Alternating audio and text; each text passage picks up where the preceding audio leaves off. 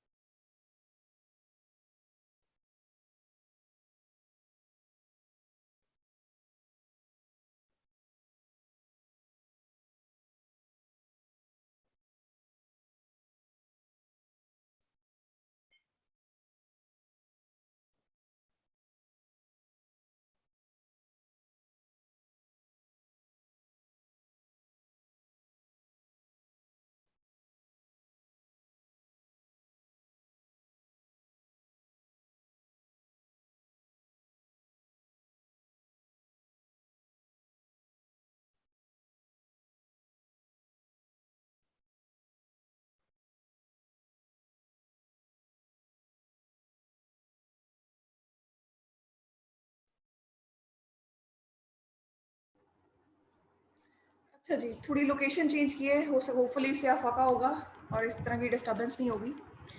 तो मैं ये बता रही थी कि जो थेरीज होती हैं ना, basically they build a foundation of any subject. HRM में भी थेरीज आपने शायद देखी हो, इसी तरह फाइनेंस की भी थेरीज होती है। जैसे मिसाल के तौर पर मैं बता रही थी कि जैसे मार्केट एफिशिएंसी थेरी है, वो आपको कोर आइडिया दे देते हैं, फिर फर्दर जो रिसर्चर्स होते हैं वो उस पर अपना बिल्ड करते हैं। फॉर एग्जाम्पल, जब तक क्रिप्टो मार्केट इंट्रोड्यूस नहीं हुई थी तो लोग स्टॉक मार्केट की बात किया करते थे या ज़्यादा से ज़्यादा फॉरेक्स मार्केट की बात करते थे। उसमें ये होता था कि जैसे फॉर एग्जांपल स्टॉक मार्केट है तो उसमें कोई न्यूज़ अनाउंसमेंट हुई तो उसकी वजह से मार्केट में मूवमेंट आ गई, या स्टॉक्स में प्राइस अप एंड डाउन हो गई, मार्केट में जो शेयर्स की बाइंग एंड सेलिंग बढ़ गई।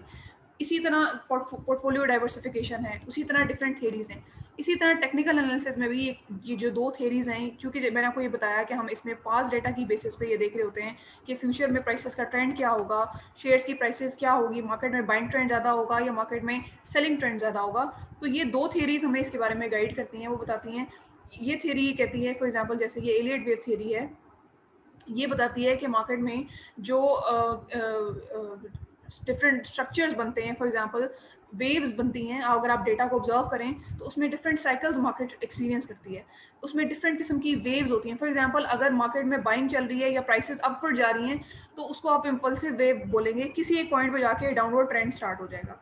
तो जब डाउनवर्ड ट्रेंड स्टार्ट होगा तो इसका मतलब है कि वो करेक्टिव वे है। जैसे मिसाल के तौर पर ये देखो, जैसे ये आपके सामने एक चार्ट है ना, अब प्राइसेस आप देखो 0.1 से अपवर्ड की जा रही हैं, बढ़ रही हैं प्राइसेस। तो इस पॉइंट पे जो है, या इस पॉइंट पे जब प्राइस डाउन हुई, this is a corrective wave. इस पॉइंट पे दिस इज अ करेक्टिव वे, कि वो एक पॉइंट तक ऊपर जाती हैं, फिर उसके बाद वो लाजमी डाउनवर्ड ट्रेंड आता है। डाउनवर्ड ट्रेंड जब आता है तो उसको बोलते हैं कि that is a corrective wave. इसी तरह डाउ थ्योरी है, वो ये बताती है आपको कि मार्केट में डिफरेंट किस्म की मूवमेंट्स होती हैं। जब प्राइसेस में ना, प्राइसेस अपवर्ड जाती हैं, प्राइसेस डाउनवर्ड जाती हैं, तो लेकिन उसमें डिफरेंट किस्म के पैटर्न्स आपको नजर आते हैं। फॉर एग्जांपल, प्राइमरी मूवमेंट्स हैं, मीडियम स्विंग्स हैं, शॉर्ट स्विंग्स हैं। ये डिफरेंट किस्म के ट्रेंड्स आपको, अगर आप उसको चार्ट में प्लॉट करके देखें तो आपको नजर आएगा। फिर आपको ये वाली थियरी ये बताती है कि मार्केट में डिफरेंट किस्म की फेजेस होती हैं। एक्यूमुलेशन फेज होती है जिसमें बायर्स अपने शेयर्स को अपने पास जमा करना शुरू कर देते हैं। पब्लिक पार्टिसिपेशन शेयर्स होती है जिसमें लोग बाइंग एंड सेलिंग करते हैं। डिस्ट्रीब्यूशन फेज होती है जिसमें आप सेलिंग कर रहे होते हैं। तो ये डिफरेंट थियरीज हैं। इसका पर्पस इसको जानने का, इसको समझने का ये है कि ये इस किस्म की चीज़ें मार्केट में आपको नजर आती हैं, इस किस्म की हैपनिंग्स मार्केट में, स्टॉक मार्केट में हो रही होती हैं।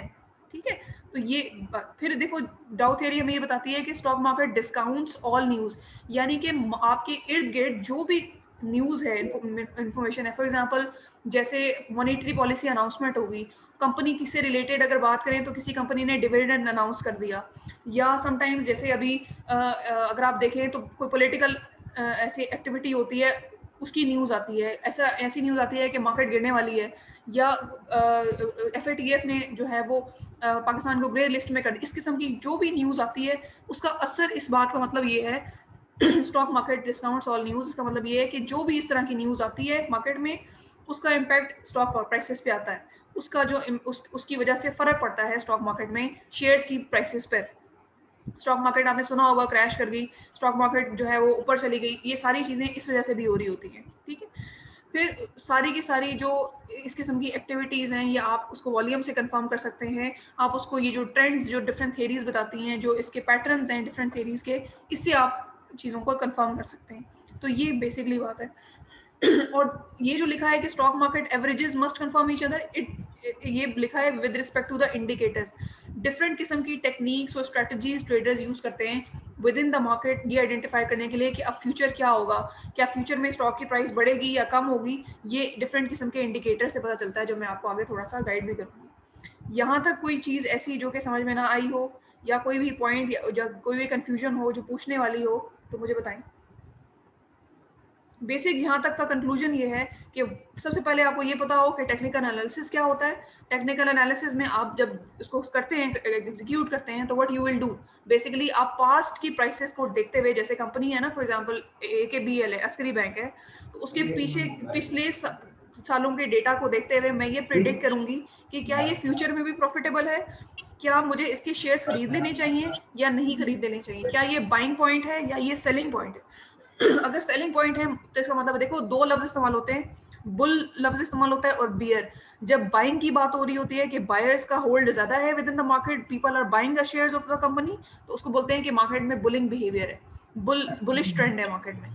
अगर मार्केट में सेल, लोग अपने शेयर्स को सेल कर रहे हैं तो इसका मतलब है कि ये बेयरिश ट्रेंड चल रहा है मार्केट में। तो जब सेलिंग हो रही होती है तो फिर आपने उस टाइम पे बाइंग नहीं करनी होती, जब बाइंग चल रही होती है तो उस वक्त आपने सेलिंग नहीं करनी होती। तो ये चीजें आपको कैसे पता चलती हैं, ये बातें जो मैं अभी कर रही हूँ, इसके लिए डिफरेंट टेक्निक्स हैं जो भी आगे, जो कुछ इंडिकेटर्स हैं, कुछ ऐसी ऐसी टेक्निक्स हैं जिसको इस्तेमाल करके आप फिर ये डिसाइड करते हैं कि should I go for buying, मुझे बाइंग करनी चाहिए या मुझे इस वक्त सेलिंग कर देनी चाहिए। वो भी आपको मैं आगे जाके और भी चीजें बताती हूँ, ठीक है।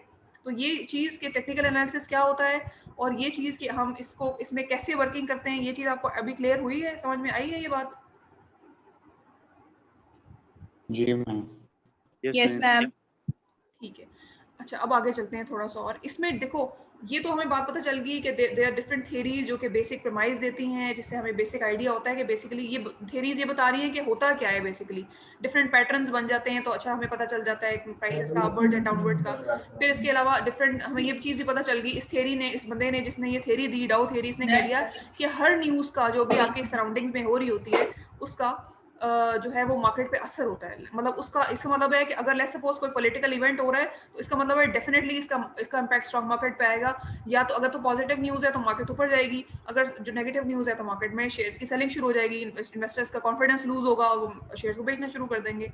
तो ये सारी चीज़ें तो हमें थ्योरी से पता चल गई और वैसा भी ऐसा देखने में भी आता है, मतलब ये चीज़ कंफर्म भी हो जाती है प्रैक्टिकली अगर आप देखें तो। तो अब इसमें जो इन्वेस्टर्स हैं वो क्या करते हैं, फंडामेंटल एनालिसिस करने के बाद व्हाट दे डू, वो डिफरेंट टूल्स का इस्तेमाल करते हैं, डिफरेंट ट्रेंड्स को देखते हैं और डिफरेंट टूल्स का इस्तेमाल करते हुए वो प्रिडिक्शंस करते हैं। जाहिर है ये कोई आखिर तो नहीं है, मतलब हो सकता है मेरी प्रिडिक्शन गलत भी हो सकती है, लेकिन स्टिल टेक्निकल एनालिसिस 80% केसेस में ये आपको हेल्प करता है कि आप इससे अपना right buying and selling decision कर सकते हैं। अब इसमें क्या क्या टूल्स एंड टेक्निक्स होते हैं वो थोड़ा सा उसकी मैंने ओरिएंटेशन देनी है, इतना डिटेल में नहीं जाना। इसकी हर टूल पे, हर टेक्निक पे एक लेक्चर हो सकता है, लेकिन आपका जो स्कोप है इस वक्त इसको जानने का वो इन्हीं स्लाइड्स तक महदूद है। इसमें कोई चीज़ भी ऐसी हो जो समझ में ना आए तो आपने मुझे बताना है, I will explain it to you, ठीक है। अभी सिर्फ और सिर्फ इस purpose is to give you orientation कि ये है क्या बेसिकली। देखिए, इसमें डिफरेंट चार्ट्स हैं आपको प्रोवाइड किए जाते हैं। चार्ट्स के थ्रू आप पास्ट जो डेटा है उसको एक्स एंड वाई एक्सेस पे प्लॉट करते हैं, प्लॉट करके आपके सामने एक ट्रेंड आ जाता है। उस ट्रेंड को आप देखते हैं और आप देखते हैं कि अगर वो अपवर्ड है इसका मतलब है कि प्राइसेस आर गोइंग हाई, ये बाइंग टाइम है। अगर जो प्राइसेस डाउनवर्ड जा रही है तो उसका मतलब है कि लोग इसे बेच रहे हैं, ये प्राइस, सिक्योरिटी की प्राइस गिरेगी। ये तो डिमांड एंड सप्लाई है ना, कि जहाँ पे डिमांड बढ़ती है तो सप्लाई, जो उसकी प्राइस है वो भी बढ़ जाती है, और अगर डिमांड कम होती है तो सप्लाई ज़्यादा होती है तो उसकी प्राइस भी कम हो जाती है। तो ये इस किस्म की चार्ट्स के थ्रू, लाइन चार्ट्स हैं, बार चार्ट्स हैं, ये फेमस हैं बेसिकली। सबसे फेमस इसमें जो है वो कैंडल स्टिक चार्ट है। इनको देखते हुए आपको ट्रेंड का पता चलता है कि प्राइसेस अब उसकी बढ़ रही हैं या कम हो रही हैं। इसको आप देखते हैं, इसको अभी हम देखते भी हैं, मैं आपको दिखाती भी हूँ प्रैक्टिकली करके। जैसे देखिए, ये जो चार्ट है ये लाइन चार्ट है बेसिकली। अब ये आपको दिखा रहा है कि स्टॉक की मूवमेंट अपवर्ड है। अपवर्ड इसका मतलब है कि इसकी प्राइसेस आर गोइंग हायर। इसका मतलब है ये बाइंग टाइम नहीं है, इस वक्त मैंने शेयर्स को खरीदना नहीं है क्योंकि इसकी प्राइसेस बढ़ रही हैं। फिर देखें, जैसे ये टिपिकल एक बार चार्ट है, इस तरह से होते हैं जो आपको डिफरेंट बता रहे होते हैं। फिर जो है ये कैंडल स्टिक चार्ट है, इसका जो पैटर्न होता है कैंडल स्टिक चार्ट का वो इस तरह से होता है। अब देखिए, इसमें एक बीच में ये बॉडी है, ये ब्लैक और वाइट भी होते हैं, ये रेड और ग्रीन भी होते हैं। नॉर्मली जो फेमस होते हैं, मतलब कैंडल स्टिक्स इस्तेमाल किए जाते हैं, वो होते हैं रेड एंड ग्रीन। रेड जो होता है कलर, वो शो करता है कि अभी सेलिंग ट्रेंड है मार्केट में। जो ग्रीन है वो शो करता है कि बाइंग ट्रेंड है मार्केट में, मार्केट इज बुलिश है तो ग्रीन होगा। अगर मार्केट बेयरिश है यानी कि मार्केट में सेलिंग ट्रेंड है तो इसका मतलब है कि ये रेड होगा, ठीक है। फिर ये देखो, इसको बोलते हैं, इसकी विक बोलते हैं। इसमें जो है ओपनिंग और क्लोजिंग प्राइसेस, जब यहाँ पे हाईएस्ट प्राइस को बताता है वो, यहाँ पे वो लोएस्ट प्राइस को बताता है। तो ये बेसिकली स्ट्रक्चर है। इसको देख के कैसे डिसाइड करते हैं कि मैं बताती हूँ। अभी आप सिर्फ ये देख लें कि ये कैंडलस्टिक चार्ट इस तरह का है, इस तरह की ये वाइट एंड ब्लैक में है, इसी तरह रेड और ग्रीन में भी होता है, वो मैं आपको दिखाती हूँ प्रैक्टिकली। उसके बाद देखिए, support and resistance price. Support price होती है वो मार्केट, देखो अगर तो मैनिपुलेटर्स भी मार्केट में होते हैं। अगर मार्केट में जो मैनिपुलेटर्स हैं या जो इंस्टीट्यूशन इन्वेस्टर्स हैं जिनके पास बहुत पैसा होता है, वो, और एक जगह मैं हूँ कि मैं एक इंडिविजुअल इन्वेस्टर हूँ और मेरे पास इतना फाइनेंस भी नहीं है, मतलब पैसा भी इतना मौजूद नहीं है कि मैं बहुत ज़्यादा इन्वेस्ट करूँ। तो मेरे मुकाबले में इन्वेस्टर्स जो इंस्टीट्यूशनल इन्वेस्टर है, इसका मतलब वो ज़्यादा जो है शेयर्स परचेज करके या ज़्यादा सेलिंग करके प्राइस को वो फ्लक्चुएट कर सकता है, उस पर वो डोमिनेट कर सकता है। तो छोटे इन्वेस्टर्स को प्रोटेक्ट करने के लिए जो मार्केट है ना, जो PSX रेगुलेट करते हैं, वो सपोर्ट एंड रेजिस्टेंस प्राइस को सेट करते हैं। सपोर्ट प्राइस ये फ्लोर प्राइस भी तो उसे कहते हैं, मतलब ये कि एक शेयर की प्राइस फॉर एग्जांपल एक दिन में एक सेट प्राइस से नीचे नहीं जाएगी, और एक शेयर की प्राइस अगर उसमें बेशक बेतहाशा बाइंग हो रही है, लेकिन एक सीलिंग प्राइस होती है, एक रेजिस्टेंस प्राइस होती है, उससे ऊपर नहीं जाएगी। ये मार्केट रेगुलेशंस में मार्केट ये तय करती है कि what will be the support price of a share और what will be the resistance price of a share. For example अगर मैंने कोई शेयर परचेज किया हुआ है और अगर मैंने वो 19 रुपए का शेयर खरीदा है और उसकी जो सपोर्ट प्राइस मार्केट ने तय की है वो 19.50 है, तो मैं अगर उसे 20 रुपए पे बेचना चाहूँ तो मैं नहीं बेच सकती। उसकी वजह ये है कि मार्केट ने सपोर्ट प्राइस, उसकी जो सीलिंग प्राइस है वो तय की हुई है। या अगर उसकी रेजिस्टेंस प्राइस मार्केट ने तय की है 18 रुपए, तो मैं अगर उसे 17 रुपए बेचना चाहूँ तो मैं नहीं बेच सकती। ये तब आपको पता चलता है जब आप प्रैक्टिकली कर रहे होते हैं या आपने कोई PSX पे आपका CDC अकाउंट होता है, जब आप ट्रेडिंग करते हैं ना, तो ये चीज़ आपको तब रियलाइज होती है जब आप कर रहे होते हैं। अच्छा जी, उसके बाद ये देखें, ये भी एक मिनट जस्ट देखें,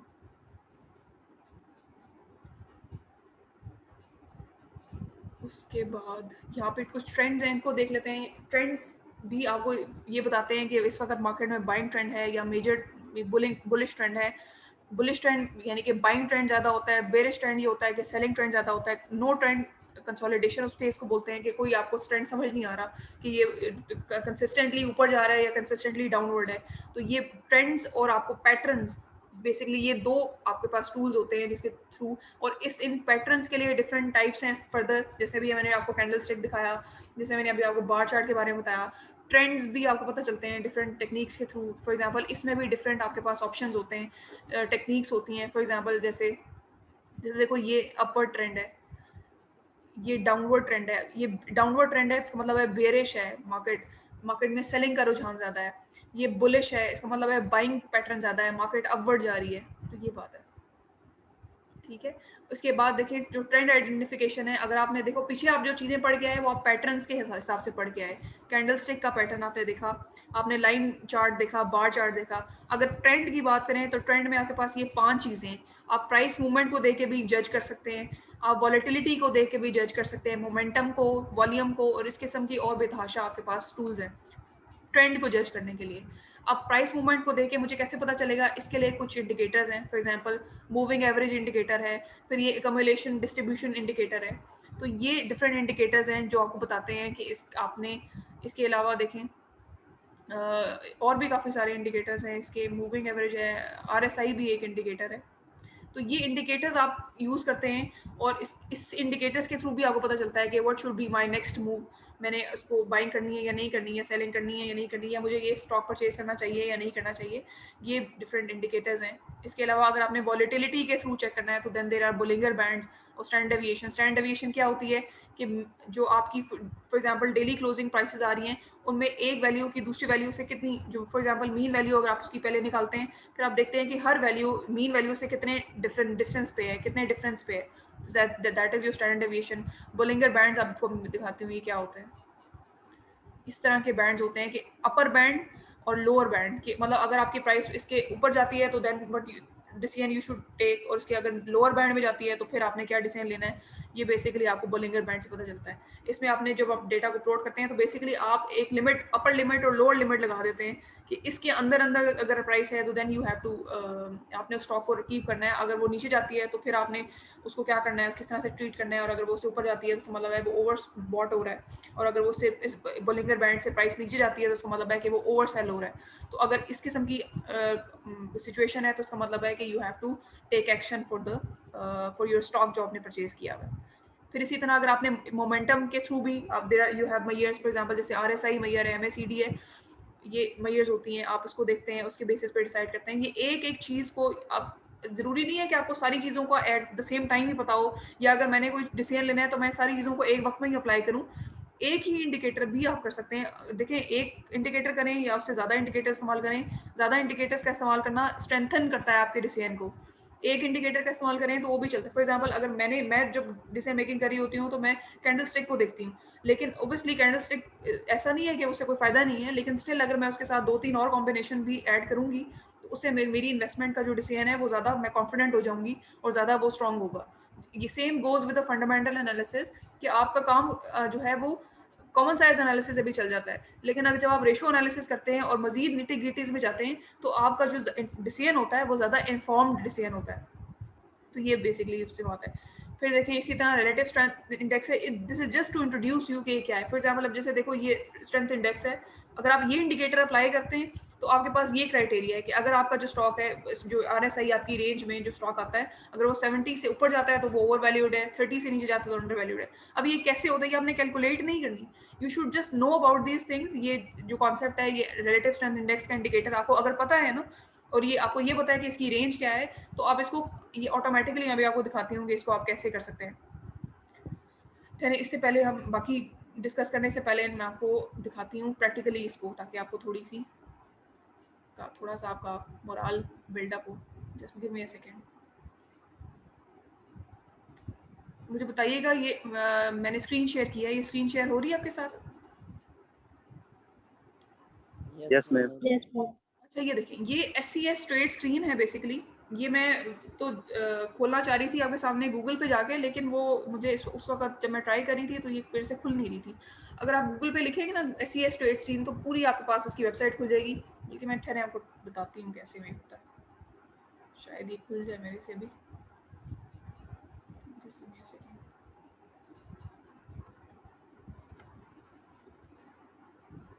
ये स्क्रीन शेयर हो रही है ना आपके साथ?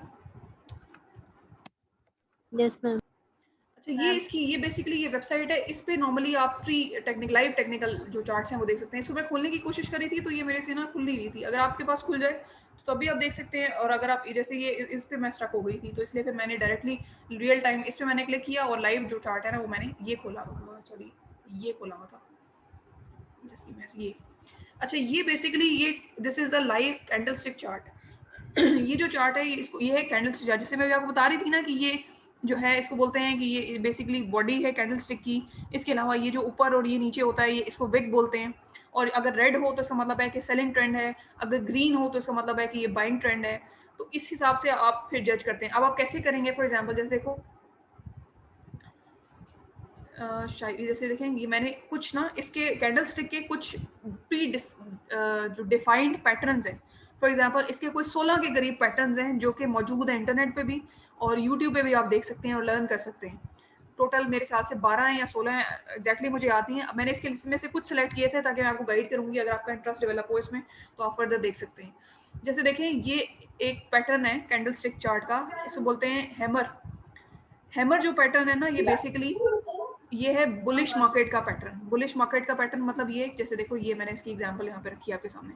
ये इस तरह की अगर कैंडल स्टिक होगी ना इसको बोलते हैं, जिसकी जो ये विक है ये इसकी शॉर्ट होगी, बॉडी जो है इसकी शॉर्ट होगी और इसकी विक जो है ये लॉन्ग होगी। टेल जो है ना इसकी ये लॉन्ग होगी और इसकी बॉडी शॉर्ट होगी और ये ग्रीन कलर का होगा। अगर इस किस्म का पैटर्न आपको नजर आता है तो उसका मतलब है कि ये हैमर पैटर्न है। ठीक है, अगर ये हैमर पैटर्न है तो इसकी क्या एक्सप्लेनेशन है वो दिखाती हूँ। इसकी एक्सप्लेनेशन ये है कि ग्रीन है ना तो इसका मतलब है कि ये जो सेलिंग प्रेशर्स बहुत ज़्यादा थे, मार्केट में सेलिंग प्रेशर्स बहुत ज़्यादा थे, लेकिन स्टिल जो बाइंग प्रेशर है वो उसने सुपरसीड किया है सेलिंग प्रेशर को। इसका मतलब ये है कि बाइंग प्रेशर जो है वो मार्केट में बरकरार है। इसका मतलब ये अगर इसी तरह की पिक्चर है और यहाँ पर अगर रेड कलर का कलर हुआ हुआ है और सेम यही पैटर्न बना हुआ है, इसका मतलब है कि ये हैंगिंग मैन है। इसका मतलब ये है कि मार्केट में सेलिंग प्रेशर ज़्यादा है। सेलिंग प्रेशर जो है वो सुपरसीड कर रहा है बाइंग प्रेशर से, तो आपने इस वक्त बाइंग नहीं करनी क्योंकि मार्केट में सेलिंग प्रेशर का जो है वो दबाव ज़्यादा है या प्रेशर ज़्यादा है। इसको हम देखते हैं, अब लाइव चार्ट से आपको दिखाती हूँ। ये अगर आप एक पैटर्न देखें, एक दो और देख लेते हैं फिर हम जाते हैं उसके लाइव चार्ट पे, आपको वहाँ पे जाकर दिखाती हूँ कि एक्चुअल में क्या है। ये हैमर था, hammer is for the buying. Green colour का हो और छोटी उसकी बॉडी शॉर्ट हो और उसकी विक लॉन्ग हो, उसकी टेल लंबी हो, उसका मतलब है कि ये हैमर पैटर्न है। हैमर पैटर्न है इसका मतलब ये है कि मार्केट में बाइंग ट्रेंड ज़्यादा है। आपने अभी शेयर्स को बेचना नहीं है, बेचेंगे तो नुकसान होगा।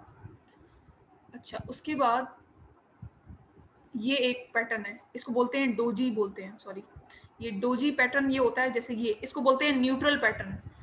इस न्यूट्रल पैटर्न, अगर इस किस्म का कोई पैटर्न हो कि ग्रीन कलर की बिल्कुल बिल्कुल शॉर्ट सी इसकी बॉडी हो और इसकी जो टेल्स हैं वो आपको नजर आ रही हो, या मतलब एक वो क्रॉस का साइन सा बना हुआ है रेड में या ग्रीन में, दोनों केसेस में, तो इसका मतलब होता है कि मार्केट में न्यूट्रल पैटर्न है। अगर न्यूट्रल पैटर्न है तो इसका मतलब है कि you can not predict in future कि मार्केट में क्या और होगा, क्या क्या जो है बाइंग ज़्यादा का रुझान ज़्यादा रहेगा मार्केट में या सेलिंग का रुझान ज़्यादा रहेगा।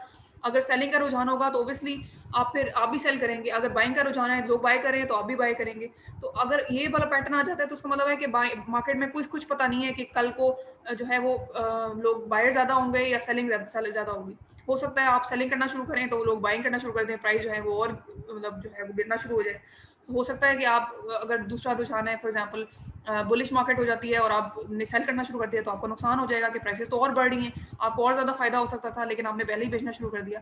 तो इस किस्म के पैटर्न में यू हैव नो आइडिया कि नो क्लू कि आगे क्या होगा। लेकिन हैमर के पैटर्न में आपको पता है कि अगर ये बाइंग, फॉर एग्जांपल जैसे अगर ये हैमर का पैटर्न आप आइडेंटिफाई करते हैं, इसका मतलब ये है कि बायर्स का जो होल्ड है ना मार्केट में ज़्यादा है, इसका मतलब है you should by the shares. अगर इस तरह का कोई पैटर्न आपको रेड नजर आता है तो इसका मतलब ये है कि ये जो सेलर्स है उनका कंट्रोल, उनका जो प्रेशर है मार्केट में ज़्यादा है, now you should sell the shares.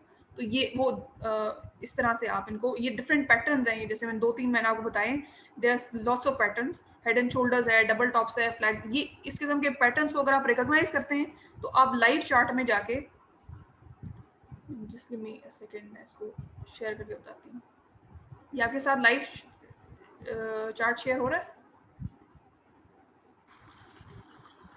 Chart, yes ma'am. ये जो चार्ट है कैंडलस्टिक चार्ट, ये शेयर हो रहा है आपके साथ? SCS ट्रेड्स, ये हाईस्कूल का मैंने बेसिकली ये खोला हुआ है। Yes ma'am.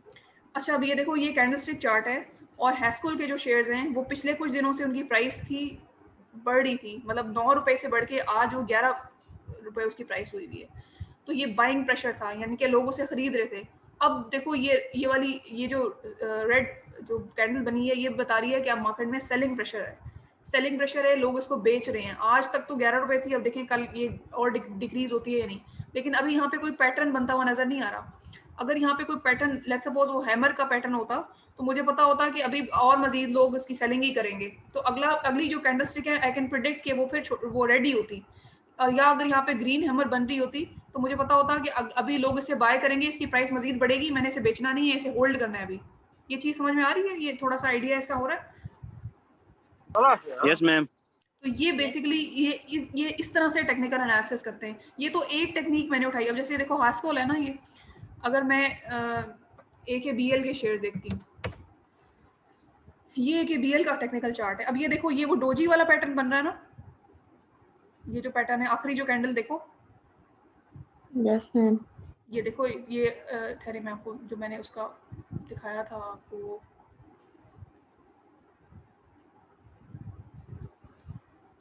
ठहरे भी आपको ये देखें, ये स्लाइड्स आपको शो हो रही है? Yes ma'am. ये स्लाइड देखें, ये डोजी जो पैटर्न है कैंडल स्टिक का एक पैटर्न है। ये देखें, ये ग्रीन हो या रेड हो इसी तरह का क्रॉस बना होता है, ठीक है? तो अब ये इसको आपने माइंड में रखें और मैं आपको वो चार्ट दिखाती हूँ, वो जो अभी लाइव चार्ट मैंने खोला हुआ था AKBL का। अब ये देखें, ये क्या ये सिमिलर नहीं लगते? अगर मैं इसको मजीद बड़ा करूँ, ये देखें, ये रेड है ना, क्रॉस सा बना हुआ है, कोई बॉडी बहुत शॉर्ट है और कुछ समझ नहीं आ रहा कि ये इसका मतलब है ये डोजी साइन से मैंने क्या प्रेडिक्ट किया है, अगली जो नेक्स्ट डे क्या होने वाला है वो मैंने ये प्रेडिक्ट, कुछ पता नहीं चल रहा। ये न्यूट्रल साइन है, बिकॉज अगर यहाँ पे हैमर बनी हुई होती तो मुझे पता होता, और हैमर ग्रीन कलर की होती तो मुझे पता है कि अभी बाइंग ट्रेंड चल रहा है, I should hold my shares because अभी प्राइसेस की और बढ़ेंगी। अगर वो रेड कलर की विक होती छोटी सी और उसकी जो टेल है वो लंबी होती तो मुझे पता है कि अभी मार्केट में जो है वो सेलिंग का रुझान बढ़ेगा, प्राइस शेयर की और रिड्यूस होगी, थोड़ा वेट कर लूं, हो सकता है 10 रुपए का शेयर 8 रुपए का हो जाए तो फिर खरीद लूंगी। समझ में आई? Yes ma'am. इस तरह से चल रहा होता है। This is the technical analysis आप करते हैं। ये एक इंडिकेटर है। इस तरह के बेतहाशा इंडिया देखो, जैसे यहाँ पे अगर मैंने इंडिकेटर्स पे क्लिक किया, यहाँ पे बेतहाशा, जैसे अभी वो क्यूमुलेटिव डिस्ट्रीब्यूशन इंडिकेटर था, इसके अलावा बोलिंगर बैंड कैसे बनते हैं, ये यहाँ पे आपको हर इंडिकेटर, आपको just you have to learn कि किस तरह से आपने इंडिकेटर का इस्तेमाल करना है। अब जैसे कैंडल स्टिक का इस्तेमाल मैंने आपको करना बताया, सेम यहाँ देखो RSI का इंडिकेटर आपको मिल जाएगा। यहाँ पे जैसे देखें, आपको बार चार्ट, कितने सारे चार्ट्स हैं यहाँ पर, ये देयर सो मेनी इंडिकेटर्स। आपने ये सिर्फ ये सीखना है कि आपने इसकी स्किल ये बिल्ड करनी है कि इसकी इंटरप्रिटेशन कैसे होगी, how I am going to use these सारे के सारे इंडिकेटर्स, या कोई भी 2-4 अगर आप सीखना चाहें। Same goes with your fundamental analysis. देखो मैं भी आपको फंडामेंटल एनालिसिस का भी बता देती हूँ, जस्ट अ सेकेंड, तो मुझे पता नहीं चलता कि ये आपके साथ ये डेटा पोर्टल PSX का शो हो रहा है। Yes, ma'am. Yes, ma'am. ये देखो, ये जो अभी मैंने Yes, चीज ma'am. खोली है ना, ये मैंने इसलिए ओपन किया है ताकि मैं आपको बताऊं कि जो फंडामेंटल एनालिसिस आप बैकएंड पे वर्किंग कर रहे हैं ना, अभी आपने कॉमन साइज एनालिसिस किया, अभी आप जो है रेशियो एनालिसिस भी सीखेंगे, तो यहाँ पर वो हुआ होता है। जैसे फॉर एग्जांपल या मैं अभी हैस्कोल का, ये हैस्कोल कंपनी है, ये मैं बार बार हैस्कोल पे इसीलिए चली जाती हूँ क्योंकि इस कंपनी ने मुझे बहुत ज़्यादा सदमा दिया हुआ है। इसके स्टॉक की प्राइस 23 से गिर के ना 9 पे आ गई हुई है, तो खैर मेरे दिमाग में बार बार ये आ जाती है, लेकिन कोई भी आप कंपनी खोल सकते हैं। अब ये देखिए, ये कंपनी है, इसका जो फाइनेंशियल एनालिसिस है देखो यहाँ पे हुआ है, आपके पास सारी की सारी ये रेशोज दी हुई हैं, 2016 से लेकर 2019 तक की रेशोज दी हुई हैं। यहाँ पर मिल जाती हैं आपको, investing.com पे आपको रेशोज मिल जाती हैं, आपको SCS की जो ट्रेड की मैंने वेबसाइट दिखाई है उस पर आपको सारी रेशोज कैलकुलेट हुई भी मिल जाती हैं। तो अब जब आपको मैं सिखा रही हूँ कि आपने फार्मूला क्या यूज करना है, उसको कैलकुलेट कैसे करना है, तो बात ये है कि calculation is not a big thing, जो असल चीज ये है कि मैंने इसको यूज कैसे करना है।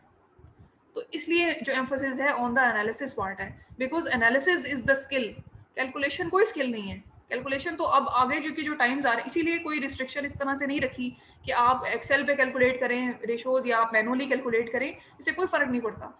जो एक्चुअल चीज़ है वो आपकी स्किल है कि आप इन रेशो से मीनिंग क्या निकालते हैं, क्योंकि मीनिंग पे फिर आपके पैसे जो आपने इन्वेस्टमेंट करनी है वो या ग्रो करेगी या वो आपके पैसे डूब जाएंगे, या अगर आप किसी और को एडवाइस कर रहे हैं as an analyst, financial analyst, तो आप उसको भी नुकसान पहुंचाएंगे। तो ये इसका पर्पस है इस सब्जेक्ट का भी, और इन सारे के सारे रेशो एनालिसिस का, और जो टेक्निकल एनालिसिस मैंने आपको बताया उसका भी।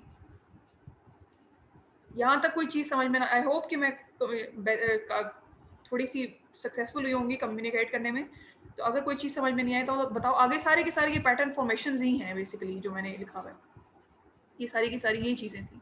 यहाँ तक कोई चीज़ जो मैंने बताई है, कोई चीज़ समझ में नहीं आई तो बताओ, उस पर बात करते हैं। Otherwise this was the core कि आपको टेक्निकल एनालिसिस इंट्रोड्यूस करना है और आपको बताना है कि क्या आपने करना है। और एक चीज़ और बस आखिरी बताती हूँ, उसके बाद आपसे पूछती हूँ मैं एक बार फिर।